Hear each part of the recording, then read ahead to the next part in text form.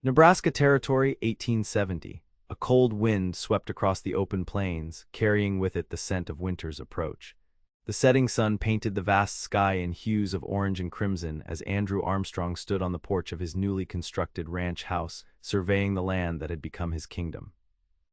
At 25, he had accomplished what many men twice his age could only dream of: 5,000 acres of prime grazing land, a growing herd of cattle, and a name that commanded respect throughout the territory.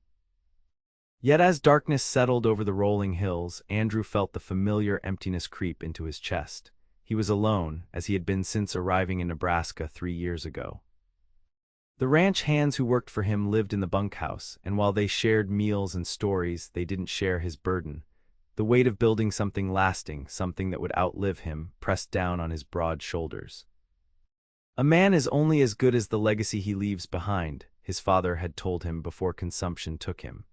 Those words had driven Andrew west, away from their failing Pennsylvania farm, with nothing but determination and his father's pocket watch. He had built Armstrong Ranch from nothing, through backbreaking labor and shrewd deals, proving himself capable beyond his years. Andrew ran his hand through his sandy blonde hair, pushing it back from a face too weathered for one so young. His hazel eyes, sharp and assessing, had seen more hardship than celebration. Standing 6 feet tall with the solid build of a man who worked alongside his hired hands, he cut an impressive figure. Women in town noticed him, but he kept his distance, believing that the frontier was no place for tender feelings. Love was a luxury he couldn't afford, not when survival demanded his full attention. "Boss," called a voice from the yard. Andrew turned to see Charlie, his foreman, approaching with a telegram in hand. "Ryder just brought this from town."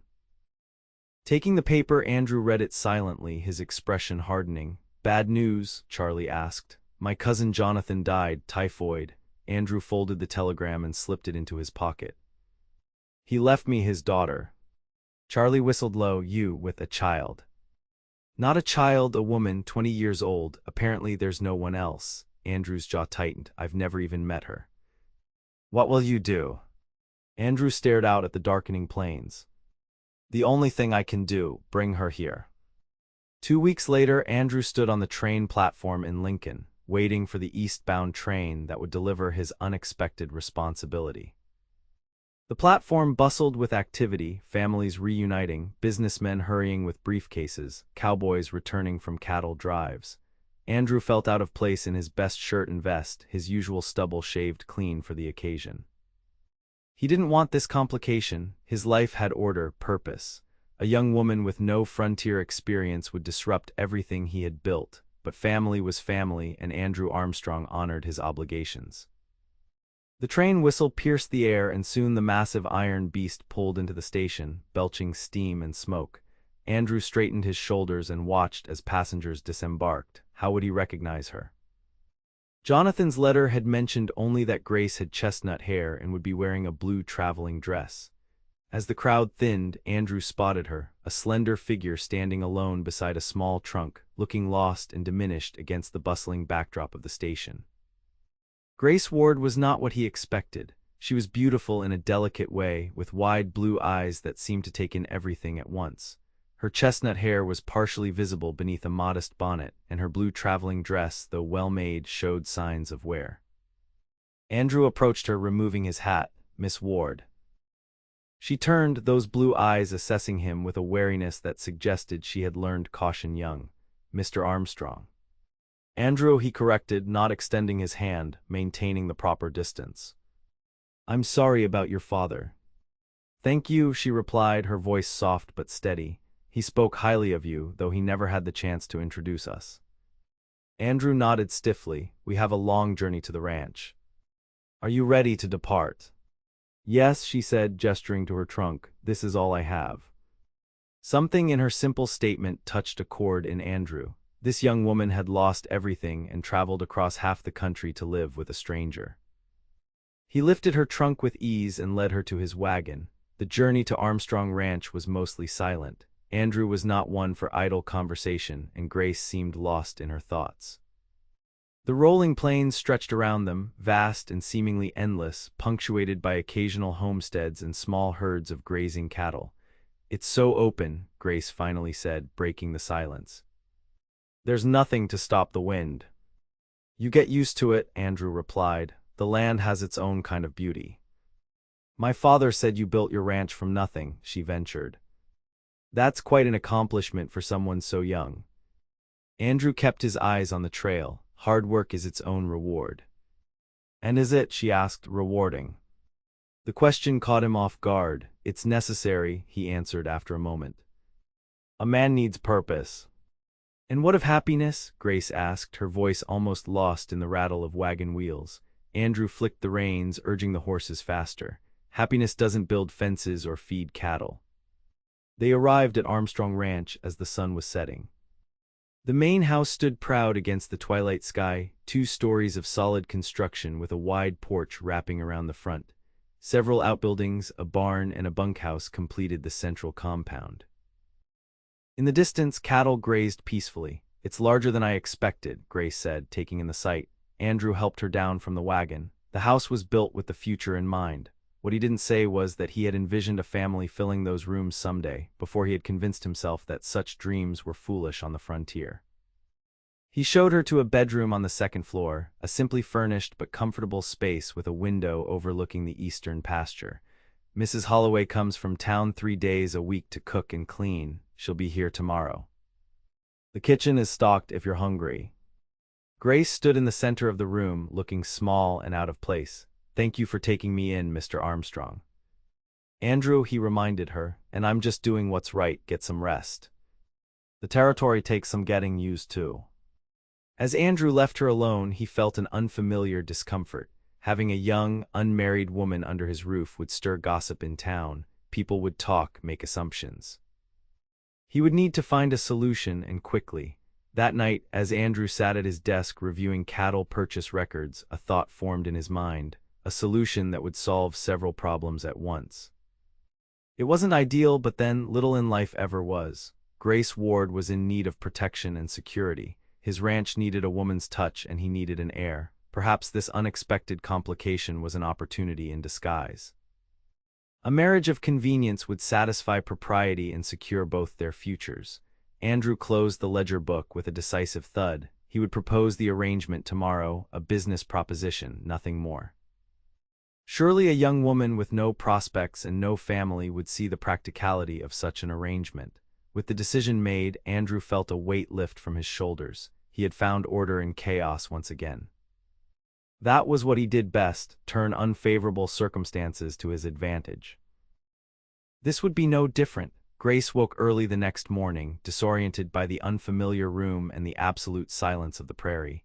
In Philadelphia, there had always been sounds, neighbors, carriages, vendors.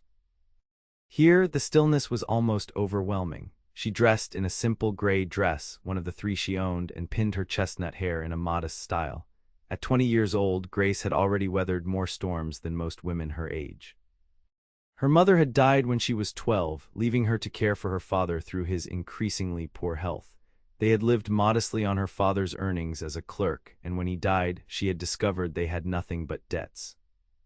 The only path forward had been the letter her father had written to his cousin Andrew Armstrong, asking him to take Grace in should anything happen. She had no other family, no inheritance, no training for respectable employment. Coming west had been her only choice. Grace made her way downstairs, following the scent of coffee to the kitchen. To her surprise, Andrew was already there, fully dressed and reading a newspaper at the table.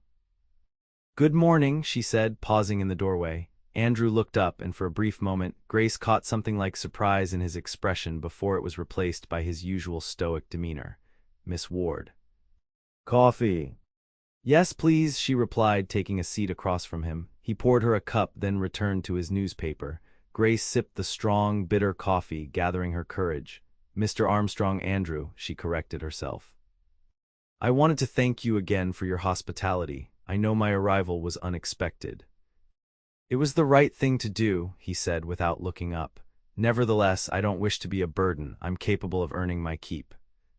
I can cook clean, so—" "That won't be necessary," Andrew interrupted, folding his newspaper. He fixed her with a direct gaze that made her heart flutter nervously. "I have a proposition for you." Grace set down her cup, suddenly wary. "A proposition?" A marriage of convenience, he stated flatly, as though discussing the weather. It would solve several problems at once. Your presence here unchaperoned will cause talk. I need someone to manage the household. You need security. Grace stared at him, stunned by his bluntness. You're proposing marriage. We barely know each other. Many marriages on the frontier begin that way, he replied pragmatically. I'm offering you security, comfort, and position. In return, you would manage the house and eventually provide an heir. It's a sensible arrangement. Sensible, Grace repeated, the word tasting sour on her tongue. Her mother had always told her to marry for love, but love was a luxury she could no longer afford. And if I refuse? Something like discomfort flickered across Andrew's face. You wouldn't be turned out. I'm not that kind of man, but your options are limited, Miss Ward. The frontier is harsh on women without protection. Grace swallowed hard, knowing he spoke the truth. What choice did she have? Return to Philadelphia and what? Become a seamstress working 18-hour days for pennies. Seek a position as a governess with no references. At least here she had shelter, food, and the protection of the Armstrong name. I accept, she said quietly, her voice steadier than she felt. But I have conditions. Andrew's eyebrows rose slightly. Conditions. Yes, I want my own room until we know each other better. I want to be treated as a partner in this household, not a servant. And I want your respect, even if I cannot have your love. Andrew considered her for a long moment, his expression unreadable. Then he gave a single, sharp nod. Those are reasonable terms. We'll be married next Sunday after church services. I'll make the arrangements. With that, he rose from the table and left, leaving Grace alone with her thoughts and a cooling cup of coffee. She had just agreed to marry a man she barely knew, a man whose heart seemed as vast and impenetrable as the prairie that surrounded them. Yet as she looked out the window at the wild beauty of the Nebraska Territory, Grace felt a curious sense of rightness. Perhaps this was where she was meant to be all along, not in the drawing rooms of Philadelphia, but here on the frontier, building something lasting from nothing, like her soon-to-be husband had done. 4 days later, Grace stood beside Andrew in the small white church in town, exchanging vows before a handful of witnesses, mostly curious townspeople who had heard that the young rancher was suddenly taking a bride. She wore her best dress, a pale blue that had been her mother's, hastily altered to fit her smaller frame. Andrew was in a dark suit that emphasized the breadth of his shoulders and the lean strength of his frame. The ceremony was brief, the words spoken with solemnity but without emotion. When the pastor pronounced them man and wife, Andrew placed a chaste kiss on her cheek, his hand barely touching her waist. It was a performance for the benefit of the onlookers, nothing more. As they rode back to the ranch in silence, Grace twisted the simple gold band on her finger. She was Grace Armstrong now, mistress of a prosperous ranch, wife to a man who viewed marriage as a business transaction. The hands will have questions, Andrew said, breaking the silence. I've told Charlie the basics. The others don't need to know more than that you're my wife. And what exactly am I, Andrew? Grace asked quietly. Beyond a convenient solution to your problems.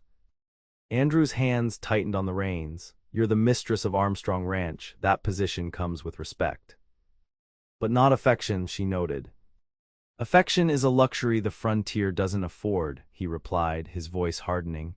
We have an agreement, Grace. Let's not complicate it with unrealistic expectations.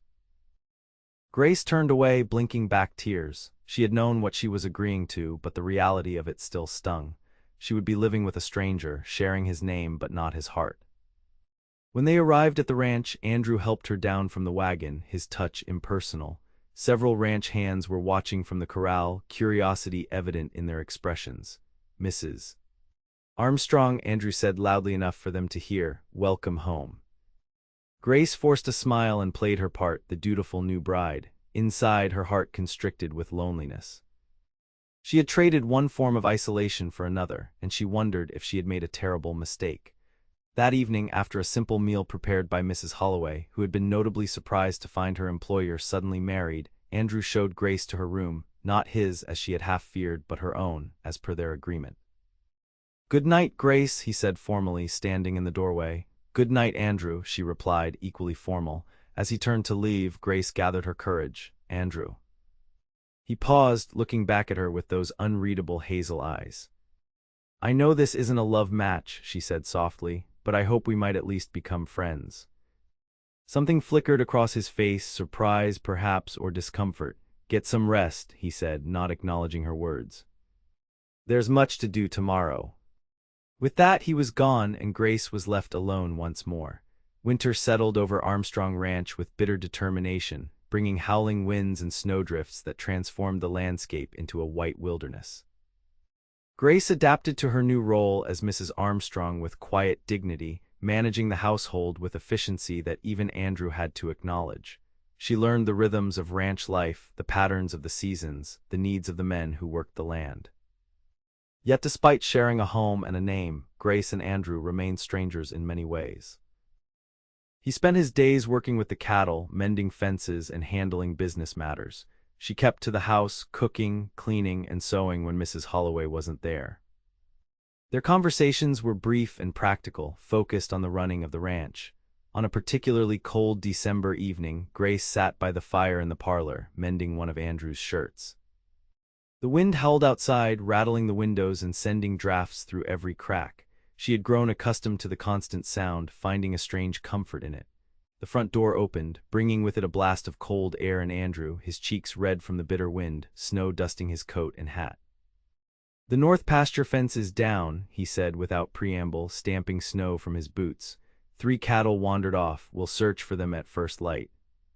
Grace set aside her mending. You must be freezing. I'll make some coffee.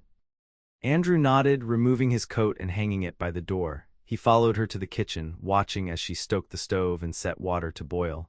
You've settled in well, he observed, his tone neutral. Grace smiled slightly, not looking at him. I've had little choice. Do you regret it? The question surprised her, both in its directness and the hint of vulnerability behind it. She turned to face him, considering her answer carefully. No, she said finally, I don't regret coming here or marrying you. It's been different than I expected, but not in a bad way. Andrew seemed to relax slightly, though his expression remained guarded.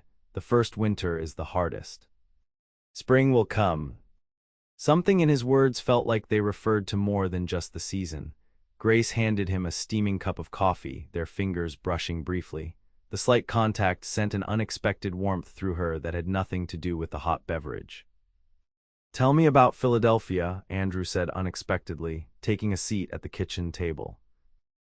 Grace joined him, warming her hands on her own cup. What would you like to know? Whatever you wish to tell me. We've been married 3 months, and I know almost nothing about you. The admission hung in the air between them, an acknowledgement of the strange nature of their relationship.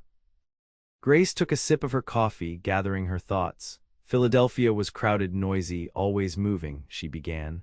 My father and I lived in a small house near the textile district. He worked as a clerk for an import company. After my mother died, it was just the 2 of us.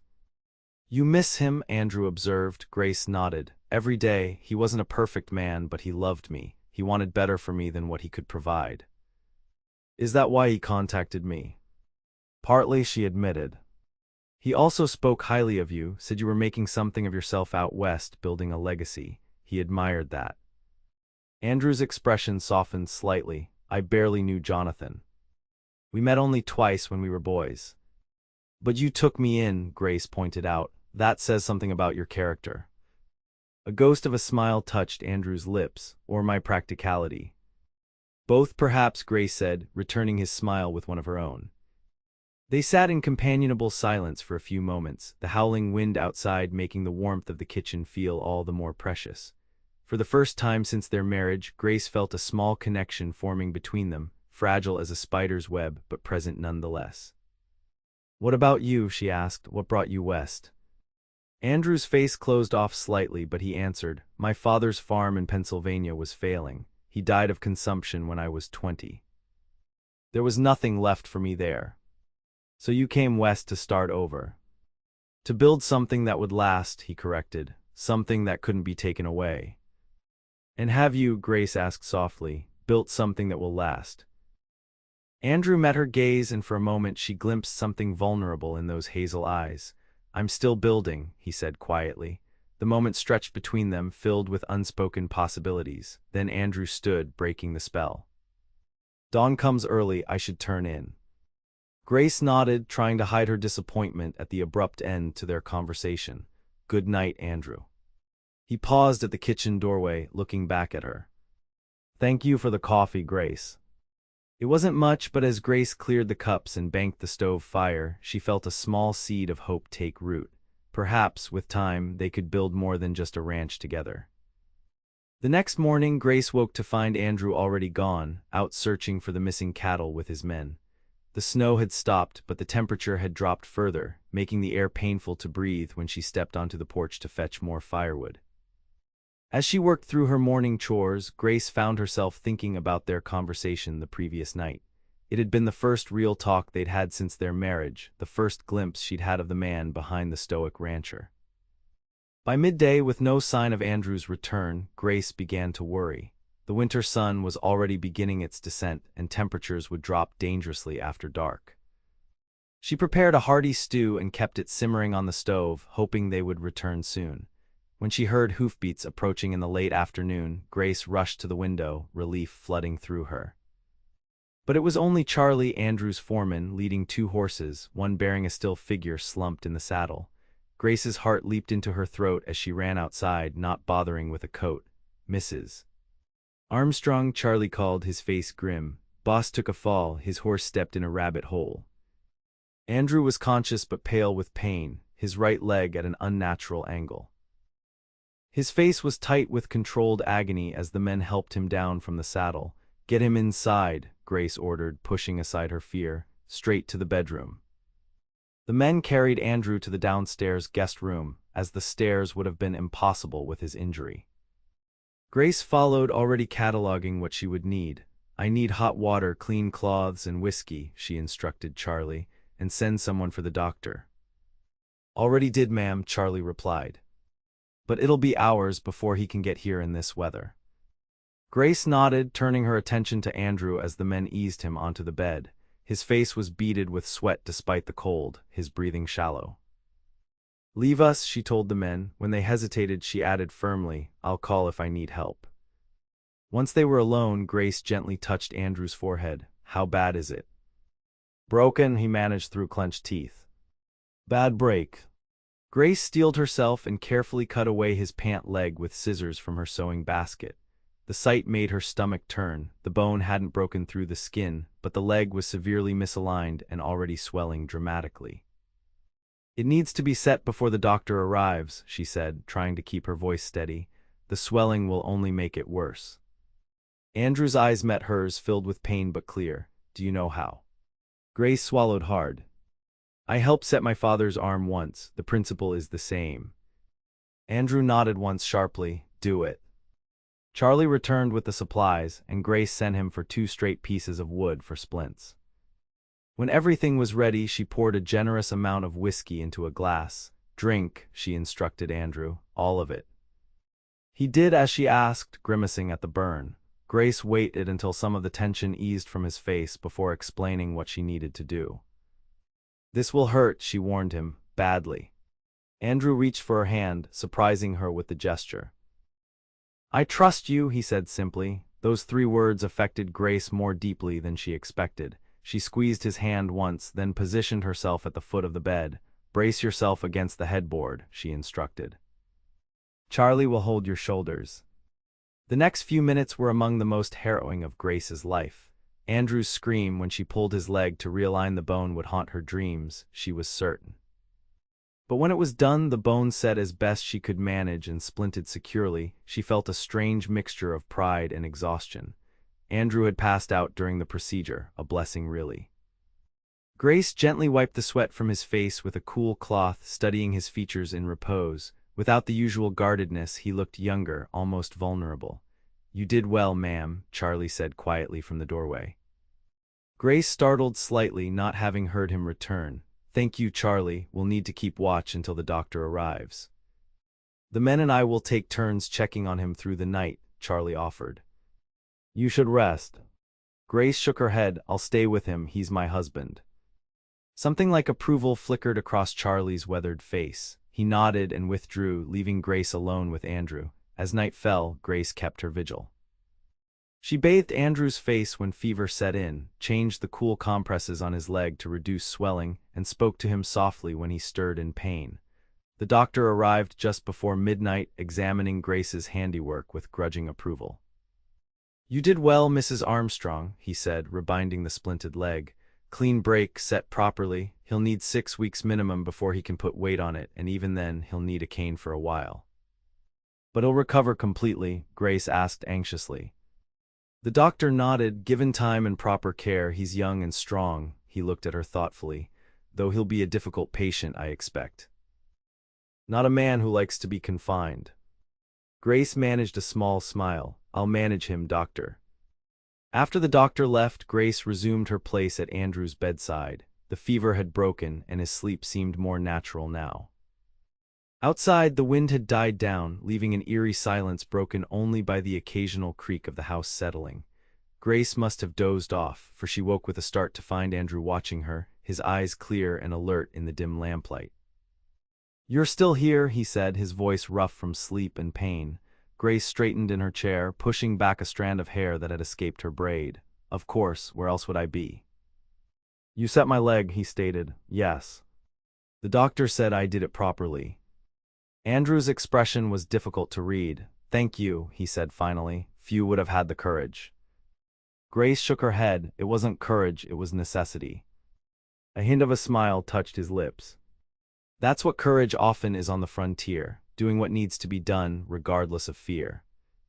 Something warm unfurled in Grace's chest at his words. "You should rest," she said softly, standing to adjust his blankets. "The doctor said you'll need to stay off that leg for at least 6 weeks. Andrew's face darkened. 6 weeks, impossible, the spring cattle drive. "We'll have to manage without you," Grace interrupted firmly. "Unless you want to risk being lame for the rest of your life."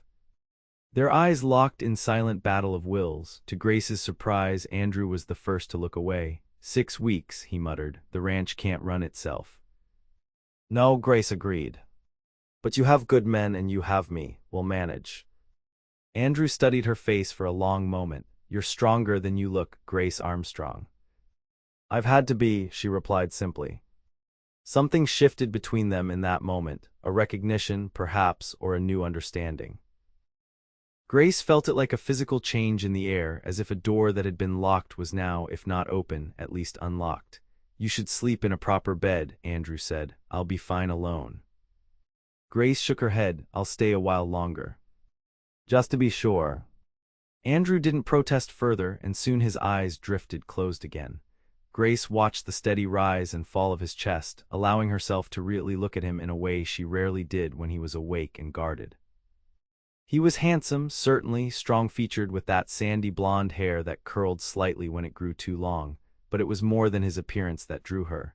There was something in his determination, his quiet strength, that she had come to admire over their months together. Perhaps, she thought as she settled back in her chair, these next 6 weeks would give them the opportunity to truly know each other in a way their arrangement hadn't yet allowed. The next 6 weeks transformed Armstrong Ranch in ways no one could have predicted. With Andrew confined to bed and then limited to hobbling around the house with a crutch, the usual chain of command was disrupted. Charlie stepped up to manage the daily operations, but many decisions still required Andrew's input. To everyone's surprise, it was Grace who became the link between the injured rancher and his men. Each morning, she would sit with Andrew as he detailed the day's tasks, then relay his instructions to Charlie.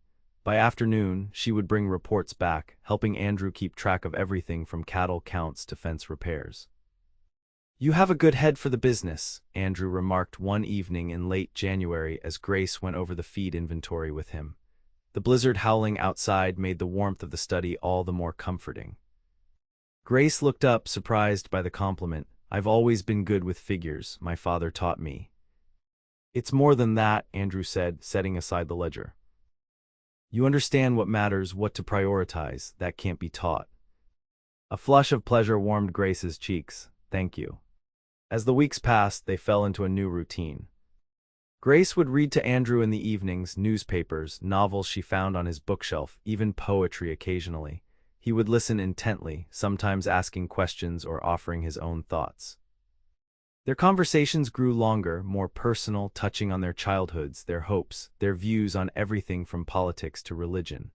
One night, as a particularly violent storm raged outside, Grace read from a volume of Tennyson she had discovered in Andrew's bookcase. "'Tis better to have loved and lost than never to have loved at all," she read, then paused, struck by the words.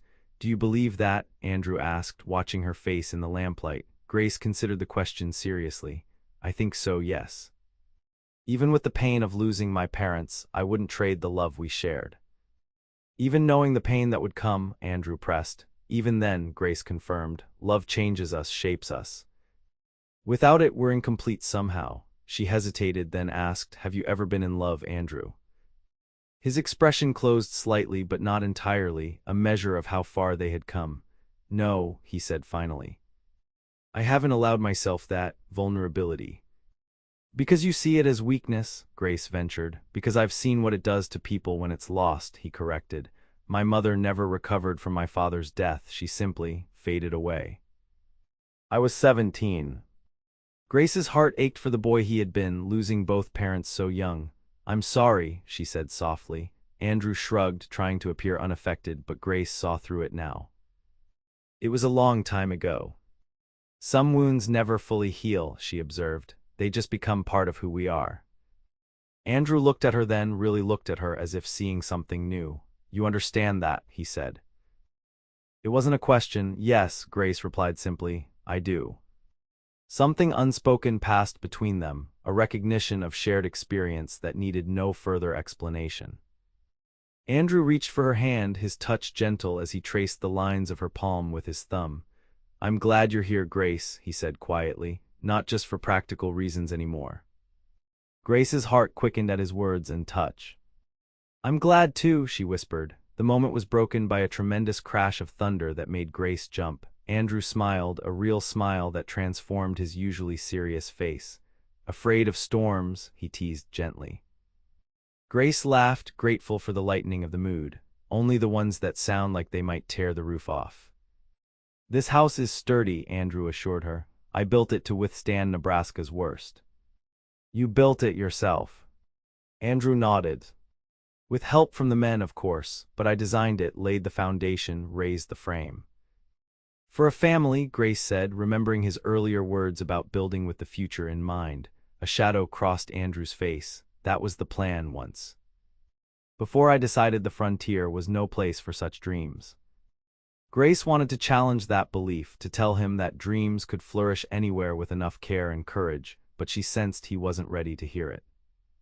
Instead, she said, "It's a beautiful home. You should be proud." "I am," he admitted, "though it feels more like a home now than it did before." The simple statement warmed Grace more than she could express. "It's late," she said, closing the book. "You should rest." Andrew nodded, reluctantly releasing her hand. "Good night, Grace." "Good night, Andrew." She paused at the door, looking back at him. "Sleep well." As February gave way to March and the worst of winter began to ease its grip on the prairie, Andrew's recovery progressed steadily. The doctor pronounced him healing well and allowed him to begin putting weight on the leg, using a cane for support. Though still in pain and frustrated by his limitations, Andrew was grateful to be mobile again. The first warm day of early spring found him sitting on the porch, watching as Grace hung laundry on the line. She had taken off her apron in the warmth, and the breeze molded her simple blue dress to her figure as she worked. Her chestnut hair, usually pinned severely, had loosened in the wind, tendrils framing her face. Andrew was struck by how beautiful she was, not in the showy way of the saloon girls in town, but in a quiet, enduring way that had grown more evident to him over the weeks of his convalescence. There was strength in her slender frame, purpose in her movements, intelligence in those blue eyes that now observed the world around her with growing confidence. She had changed in their months together, blossoming like a flower finally given sunlight after too long in shadow. And he had changed too, though the realization came to him slowly. The isolation he had wrapped around himself for protection was gradually giving way to something else, something both frightening and exhilarating. Grace looked up, catching him watching her. Instead of looking away, Andrew smiled. She returned it with a brightness that made his heart stutter in his chest. "Beautiful day," she called, securing a sheet to the line. Yes, he agreed, though he wasn't looking at the sky. Grace finished her task and came to join him on the porch, settling into the chair beside his. How's the leg? Better, he said. The doctor thinks I can start riding again next week, if I'm careful. That's wonderful news, she said, genuine pleasure in her voice. I know how much you've missed it. Andrew nodded, but found himself less excited about returning to his old routine than he would have expected. These weeks with Grace had shown him a different kind of life, one with conversation and companionship, shared meals and quiet evenings by the fire. Grace, he began, not entirely sure what he wanted to say. She turned to him, a question in her eyes. Before he could continue, the sound of approaching riders drew their attention. 3 men on horseback were coming up the long drive to the ranch house, riding hard. Andrew frowned, reaching instinctively for the rifle he kept by the door, a habit of frontier life. Stay here, he told Grace, using his cane to push himself to his feet. Andrew, your leg. Stay here, he repeated more firmly, moving to the edge of the porch. As the riders drew closer, Andrew recognized Charlie leading 2 strangers, a middle-aged man in a suit and a younger man whose face seemed vaguely familiar. Something cold settled in Andrew's stomach as they dismounted. Mr. Armstrong, the older man said, removing his hat, my name is Samuel Blackstone. I'm an attorney from Philadelphia. Andrew nodded stiffly. What brings you to my ranch, Mr. Blackstone? The attorney glanced at Grace, who had come to stand beside Andrew despite his instructions. I've been searching for Miss Grace Ward. I was directed to your ranch when I inquired in town. It's Mrs. Armstrong now, Andrew corrected, his voice hard. What business do you have with my wife? Blackstone looked momentarily taken aback. Your wife, I see, well that complicates matters. What matters? Grace asked, stepping forward. Have we met, sir? No, madam, but I knew your father. I represented Harold Whitcomb's business interests for many years. Andrew felt Grace stiffen beside him. Harold Whitcomb, she repeated, my father's former employer. Yes, the attorney confirmed. Mr. Whitcomb passed away 2 months ago. In his will, he left a substantial inheritance to Jonathan Ward's daughter. Grace's hand found Andrew's arm, gripping it tightly. An inheritance? I don't understand. My father and Mr. Whitcomb parted ways years ago, and not on good terms. Nevertheless, Mr. Whitcomb never forgot your father's loyalty during the early years of his business. The bequest is quite substantial, $20,000 and a property in Philadelphia. Andrew heard Grace's sharp intake of breath. $20,000 was a fortune, more than most people saw in a lifetime. This is Mr. Whitcomb's son, Richard, Blackstone continued, gesturing to the younger man who had been watching Grace with increasing interest. He insisted on accompanying me to deliver the news personally. Richard Whitcomb stepped forward, taking Grace's hand and bowing over it with practiced charm. Miss Ward, forgive me, Mrs. Armstrong. I remember you from when we were children. You've grown into a beautiful woman. Andrew felt something unfamiliar curl in his chest as Whitcomb held Grace's hand longer than necessary. Jealousy, he realized with surprise. He was jealous of this well-dressed Easterner and the connection he claimed to Grace's past. You are welcome to refreshment after your journey, Andrew said stiffly, but then I must ask what your intentions are regarding my wife's inheritance. Blackstone cleared his throat. Normally, as Mrs. Armstrong's husband, you would have legal control of the inheritance. However, Mr. Whitcomb specified certain conditions. Conditions? Grace asked, finally withdrawing her hand from Richard's grasp. Yes, Richard said, his gaze fixed on Grace. My father wanted you to have the opportunity to return to Philadelphia and decide how to use the inheritance yourself. He felt you had potential that shouldn't be wasted on the frontier. Andrew's jaw tightened at the implication. My wife has a home here. A home of convenience, from what I gather in town, Richard replied smoothly. Perhaps Mrs. Armstrong would prefer to consider her options now that she has means of her own. The cold feeling in Andrew's stomach spread. Grace was looking between him and Richard, her expression troubled. I believe my wife and I need to discuss this privately, Andrew said, his voice leaving no room for argument. Richard bowed slightly, a knowing smile playing at his lips. Of course, we'll be staying at the hotel in town for the week. Plenty of time for discussion. After the visitors had departed, promising to return the following day with documents for Grace to review, an uncomfortable silence fell between Andrew and Grace. They sat in the parlor, the weight of the unexpected revelation hanging between them. $20,000, Grace finally said, her voice faint, and a house, I can't believe it. Andrew watched her carefully, trying to read her thoughts. It changes things for you. Grace looked up sharply. What do you mean? You have choices now, he said, keeping his tone neutral despite the turmoil inside him. You're no longer dependent on our arrangement. Is that all our marriage is to you, an arrangement? Grace asked, hurt evident in her voice. Andrew struggled to find the right words. It started that way, he admitted. But these past weeks. Yes, Grace prompted when he trailed off. Andrew stood abruptly, using his cane more heavily than he had in days. You should consider Whitcomb's offer, he said, his voice hardening. Philadelphia would offer you more than I can. Andrew. I need to check on something in the barn, he interrupted, unable to face the decision he feared she would make. We'll talk later. As he limped out of the house, Andrew cursed his cowardice.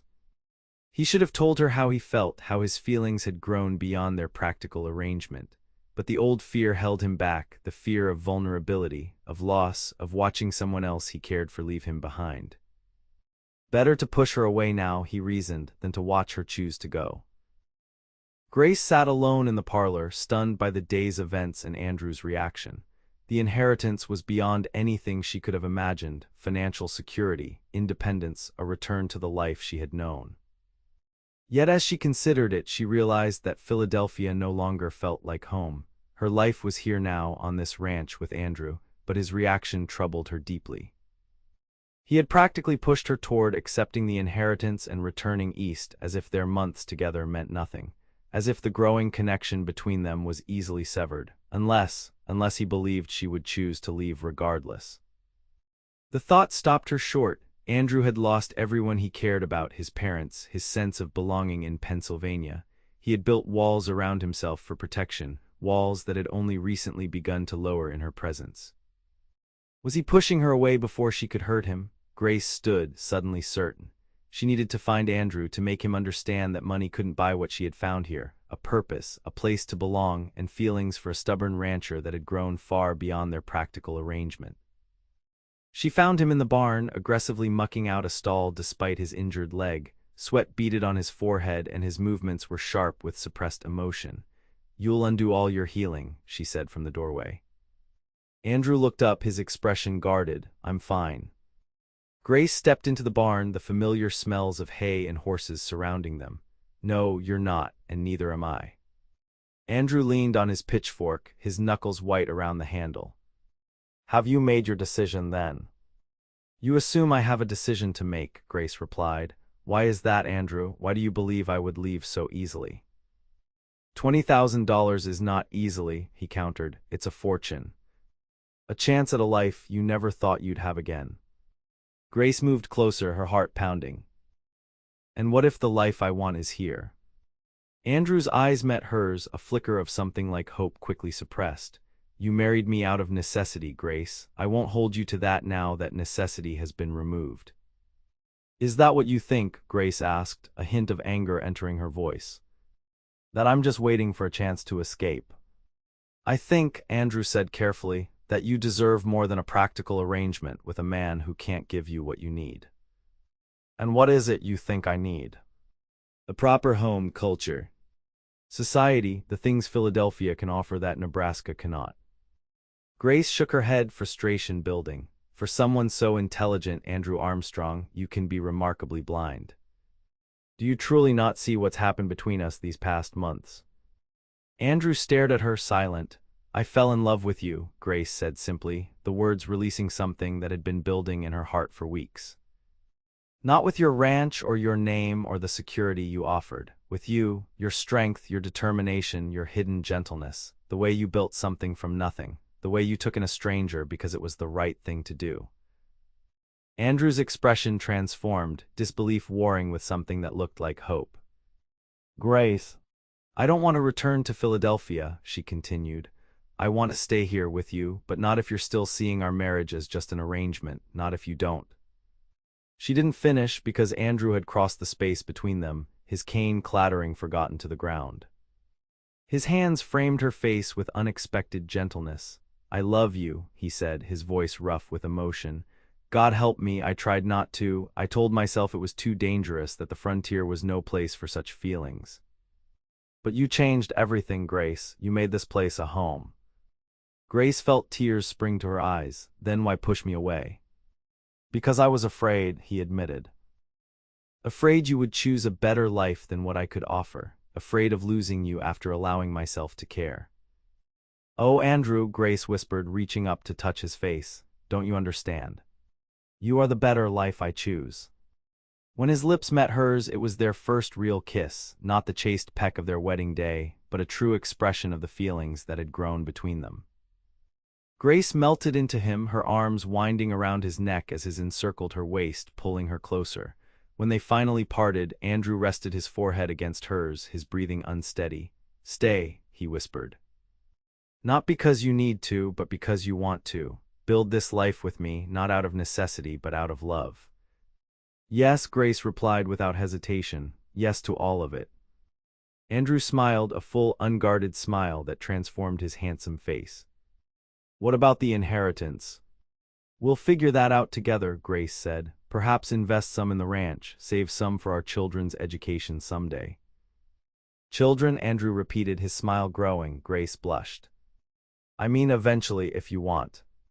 Andrew silenced her with another kiss. "I want," he assured her, "a family, a future, everything with you." As they walked back to the house together, Andrew leaning on Grace for support after abandoning his cane in the barn, the ranch spread out before them, their home, their future. The spring sun bathed everything in golden light, promising renewal after the long winter. They had both come to this place seeking security, a practical solution to their problems. Instead, they had found something far more precious. A love that could weather any storm the frontier might bring. When Richard Whitcomb and the attorney returned the following day, they were met by a united front. Grace accepted the inheritance but made it clear she had no intention of returning east. The money would be used to expand Armstrong Ranch and establish a fund for local families struggling to establish themselves in the territory. "I don't understand," Richard said, clearly perplexed by her decision. "You would choose this. Wilderness over civilized society." Grace looked at Andrew, who stood tall and proud beside her despite his injured leg. "I choose love," she said simply. "Everything else is just geography." As spring blossomed into summer, Armstrong Ranch flourished along with the deepening bond between its owners. Andrew's leg healed completely, though he would always carry a slight limp as a reminder of that transformative winter. The inheritance allowed them to purchase additional land, expand their herd, and hire more hands, establishing Armstrong Ranch as one of the most prosperous in the territory. But the greatest transformation was in the ranch house itself, which had gone from a well-built but sterile structure to a true home filled with warmth and laughter. Grace's touch was evident everywhere, from the curtains she had sewn to the garden she had planted to the piano Andrew had surprised her with on their first anniversary. One evening in late August, as they sat on the porch watching the sunset paint the plains in brilliant color, Grace leaned against Andrew's shoulder. "I have news," she said softly. Andrew turned to her, taking her hand in his. "What is it?" Grace placed his hand on her stomach, still flat but harboring their secret. "The doctor confirmed it today. We're going to have a baby in early spring." Andrew's face transformed with wonder and joy. He gathered her into his arms, holding her as if she were the most precious thing in the world, which to him she was. "A baby," he whispered against her hair. "Our child." Grace nodded, happy tears filling her eyes. "The next generation of Armstrongs, a continuation of what you built." "What we built," Andrew corrected, pulling back to look into her eyes. "Everything good in my life began when you arrived." As twilight deepened around them and the first stars appeared in the vast Nebraska sky, Andrew and Grace Armstrong sat wrapped in each other's arms, planning their future. The ranch would grow, their family would expand, and the legacy they were building together would continue for generations to come. They had both come west seeking security and found so much more, a love strong enough to thrive on the frontier, to weather hardship and celebration alike, to build something truly lasting from the raw materials of courage and commitment. As night fell over Armstrong Ranch, lights glowed warmly from the windows of the house that had become a home, a beacon of hope and love on the vast, untamed prairie. And in that home, a young rancher and his bride, once strangers brought together by circumstance, now faced the future hand in hand, partners in every sense, their love a testament to the truth that even in the harshest landscapes, the human heart can find its true home.